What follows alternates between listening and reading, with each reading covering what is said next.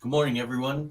Happy Saturday, and welcome to episode number 72 of Saturday Morning Story Time Live. I'm your host, Joey Medea, coming to you live from the Creative Cottage. It's a beautiful Saturday in July.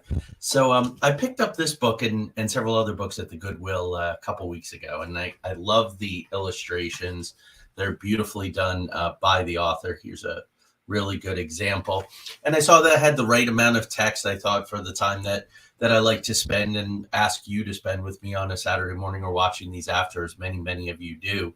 Um, and then I got to read it. I was rehearsing it a couple of days ago, and it's so reflective of my childhood experiences, both concerning the moon and and Max's relationship and experience with his grandfather. So I'm going to roll the intro real quick. Good morning to everyone, and we'll come back and read. It's just beautifully written, beautifully illustrated, and hopefully it'll bring back great childhood memories for you as well. So welcome.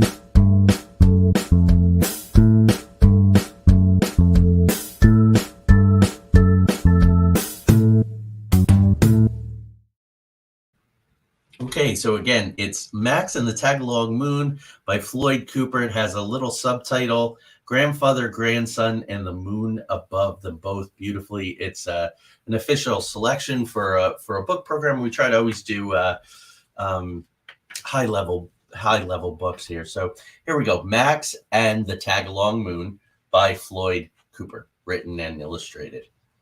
One night, as Max was leaving Grandpa's house, he reached up to give Grandpa a big hug goodbye. In the sky behind Grandpa appeared a big, fine moon. Look, Grandpa, the moon. That old moon will always shine for you. On and on.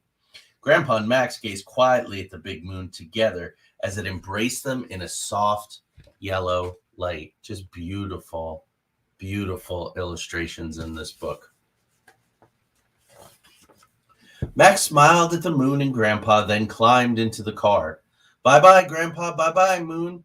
As the car pulled away, Max kept his eyes on Grandpa until he disappeared from sight, and all he saw was the moon. Max kept his eyes on that moon, waiting for it to disappear too.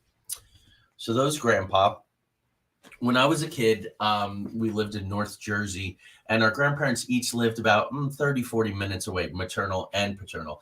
And on alternating weekends, almost without fail through my entire childhood, we would go to visit either my maternal or my paternal grandparents.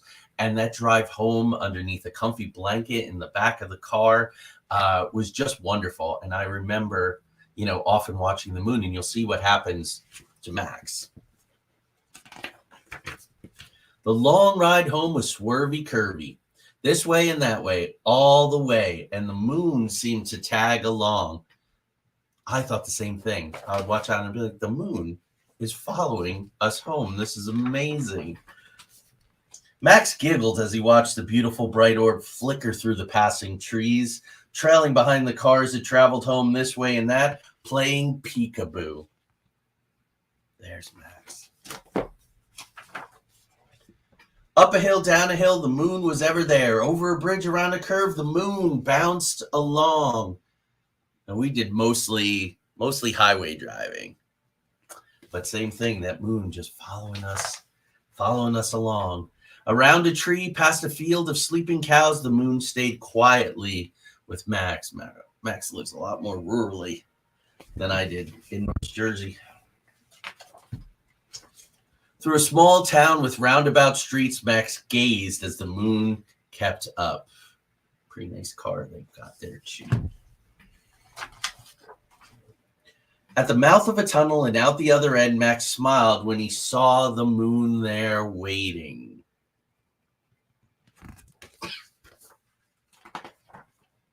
Dark clouds tumbled across the night sky. The stars and nightingales all faded away. Feels like, boy, they got a long drive. Max searched the darkness and wondered, where is the moon? Grandpa said it would always shine for me. He's very concerned. Where is that old moon anyway? Finally home, Max took one last look up at the empty night sky. I guess that old moon couldn't shine for me all the way home. Not good to be sad right before bed. Upstairs in bed, the room was dark. Max felt alone. He missed Grandpa. He missed that tag along moon.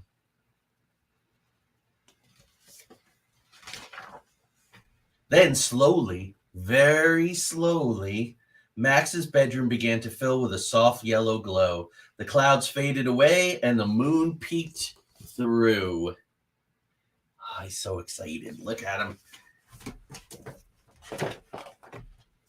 Max gazed up at that magical ball of light and thought about what Grandpa said. That old moon will always shine for me. On and on and on. Max knew then that whenever he saw the moon, he'd think of Grandpa. On and on. And he slept soundly, embraced in soft yellow light. Where is that soft yellow light? There it is. So that's the story. Next week we have a female hero, and I'm excited to share that book with you.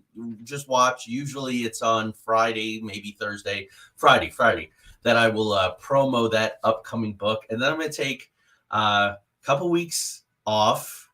Tanya will be visiting. She's bringing me some new books that she got for me. I'm excited. International tales, myths, wonderful stuff that I love to do. And then I'm going to California. And then when I get back, we'll pick up again and we'll do it. And then I have an online rehearsal for the new Mothman musical at the end of August. So we'll be doing it and moving into September and moving it along to 100 books. That's at least my goal. And then we'll see where we go from there. So let's check the chat room real quick. Good morning, Angelina. Nice to see you. Yeah, it's a beautiful story. I agree. So thanks for everyone tuning in. Many of you tune in, I know, after the fact. It's very, very early elsewhere in the United States and other places in the world. You have a great weekend too, my friend. Take care, everyone. Bye-bye.